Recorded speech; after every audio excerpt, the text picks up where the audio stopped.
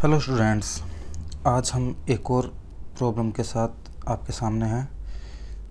Question आपके सामने screen पर है कि संख्याओं 6 और 20 के अभाज्य गुणनखंड विधि से एचसीएफ और एलसीएम ज्ञात कीजिए। तो अगर आपने अभी तक के वीडियो हमारे देखे हैं तो आप बहुत इजीली इसको सोल्व कर सकते हो, क्योंकि बहुत आसान संख्याएं आपके सामने हैं। एक संख्या 6 है और दूसरी संख्या 20 है। तो 6 के अभाज्य गुणनखंड करेंगे हम और 20 के अभाज्य गुणनखंड करेंगे।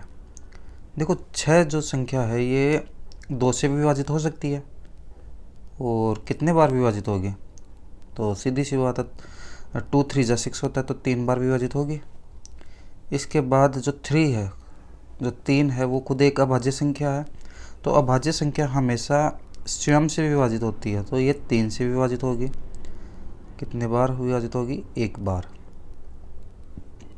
तो इस तरीके से हमने 6 के अभाज्य गुणनखंड कर लिए।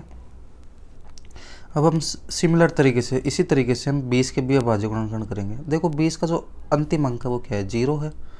तो जिस संख्या का अंतिम अंक 0 हो, या फिर 2 हो, या फिर 4 हो, 6 हो या 8 हो, वो हमेशा 2 से विभाजित होती है, 2 से पूर्णतः विभाजित होती है। तो 2 का इसमें अगर हम भाग देंगे 20 में, तो 2 एकम 2। और उसके बाद तो 0 है, तो 0 तो 2 से विभाजित होता नहीं है, 0 टाइम विभाजित होता है। तो कितना संख्या आ गई? 10 आ गई हमारे पास। फिर 10 में फिर 2 का भाग देंगे, तो 2 5 जा 10। ठीक है, तो 5 बार विभाजित हो गया।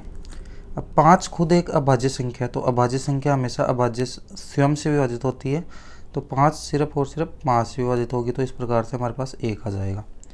तो 6 के जो गुणनखंड हैं वो क्या हैं? एक 2 है और एक 3 है। और 20 में देखो, जो 2 है वो 2 बार है, तो इस वजह से हम इसको लिख सकते हैं 2 का स्क्वायर। और अगला अंक हमारे पास 5 है। तो यहाँ से देखिए, अगर हमें एचसीएफ और एलसीएम अगर ज्ञात करना है, तो एचसीएफ ज्ञात करने के लिए देखें हम सबसे पहले, एचसीएफ ज्ञात करने के लिए हम हमेशा न्यूनतम घातें काम में लेते हैं। तो न्यूनतम घातें यहाँ पर देखो कितनी है, यहाँ पर घात 1 है और यहाँ पर घात 2 है। तो न्यूनतम घात कितनी हुई? 1 ही बार हुई 2 की। 3 के लिए देखिए, यहाँ पर घात 1 और इस वाले जो 20 के जो फैक्टर हैं, 20 के जो गुणनखंड हैं, उनमें तो 3 है ही नहीं, इसमें तो 3 है ही नहीं। तो इस वजह से यहाँ पर घात 0 होगी।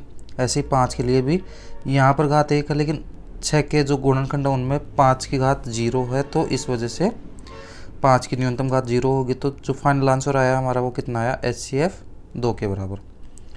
इसी तरीके से हम एलसीएम निकाल सकते हैं। एलसीएम में हम अधिकतम घातों को काम में लेते हैं। अधिकतम घातों के लिए देखो कि यहाँ पर 6 के जो गुणनखंड है उनमें 2 की घात 1 है और यहाँ पर 2 की घात 2 है। तो अधिकतम घात कितनी हुई? 2 होगी, सीधी सी बात है। ऐसे 3 के लिए देखा जाए, यहाँ अधिकतम घात 1 है और यहाँ पर कोई घात नहीं है, तो अधिकतम घात कितनी होगी? 1 होगी। और 5 के लिए देखा जाए, तो 5 के लिए भी यहाँ पर कोई घात नहीं है, लेकिन यहाँ पर एक बार घात है, तो 5 की घात कितनी होगी? 1।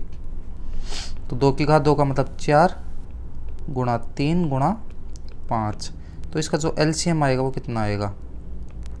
देखो, 4 को 3 से गुणा करेंगे 12 और 12 को 5 से गुणा करेंगे 60। उम्मीद है आपको एलसीएम और एचसीएफ निकालना समझ में आया होगा। और भी अगर आप अच्छे से समझना चाहते हो एचसीएफ और एलसीएम किस तरीके से ज्ञात करते हैं अभाज्य गुणनखंड विधि से, तो आप दूसरे वीडियो भी देख सकते हैं हमारे। और इसी तरीके से हम किसी अन्य वीडियो में किसी अन्य टॉपिक के क्वेश्चंस लेकर आपके सामने हाजिर होंगे।